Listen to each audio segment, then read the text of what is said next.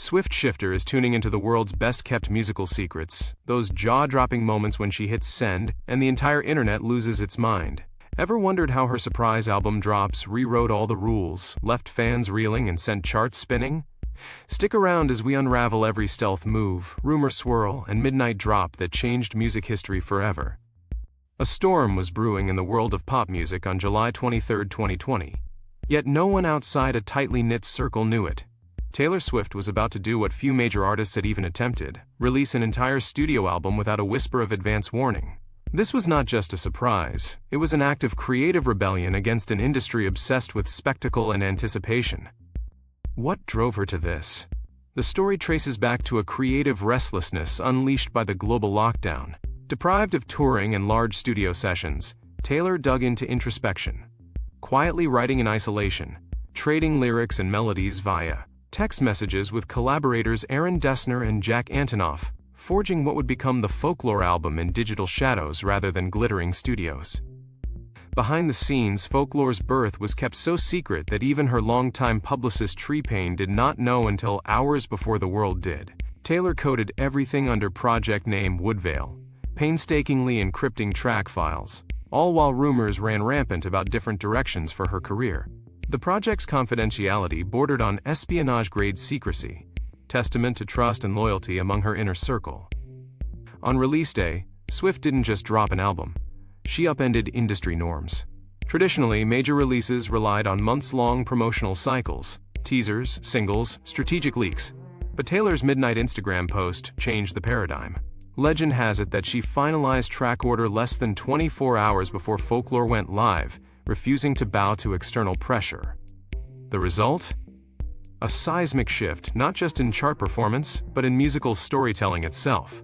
Folklore shattered streaming records overnight, and became the first album during the pandemic to sell over 1 million copies worldwide in pure sales, entirely digitally, a feat previously believed impossible, without physical promotion or radio play. In the immediate aftermath, while critics scrambled to pen their think pieces and fans obsessively combed through every lyric for Easter eggs, Taylor quietly moved forward. Only 5 months later, against all odds, she repeated the impossible. Evermore landed unannounced on December 11, 2020. Lightning struck twice because Taylor Swift held the weather vane. Perhaps most surprising were the ways these surprise drops forced labels like Universal and Republic to adapt overnight. Distribution teams worked around encrypted files delivered at odd hours. Legal teams scrambled to ensure last-minute clearances. Swift herself handled much of the communication directly, sidestepping traditional managerial hierarchies. What goes unnoticed is how these surprise albums transformed fan culture into an engine of collective discovery. Instead of spoon-fed singles, listeners unfolded lyric mysteries together in real time across continents. Social media became a tapestry of unraveling clues, every capital letter, hidden message, and alternate font sparking fresh speculation. In crafting Folklore and Evermore in secret, she leaned heavily on synesthetic songwriting, a technique where emotions are mapped to colors and textures rather than merely words or notes. Collaborator Aaron Dessner describes receiving voice memos that sounded like visual poems. It was as if she painted sound onto silence.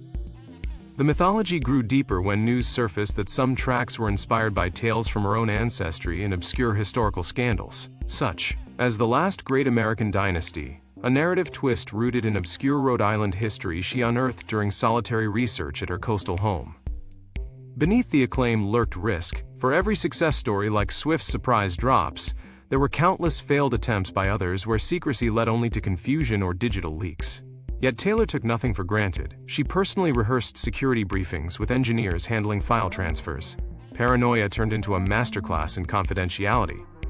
One can almost see her at her piano late at night, window glowing with lamplight, jotting cryptic notes about lakes and invisible strings, all while knowing that within days millions would be parsing every note as gospel, yet never knowing for sure when those doors would swing open again with new music.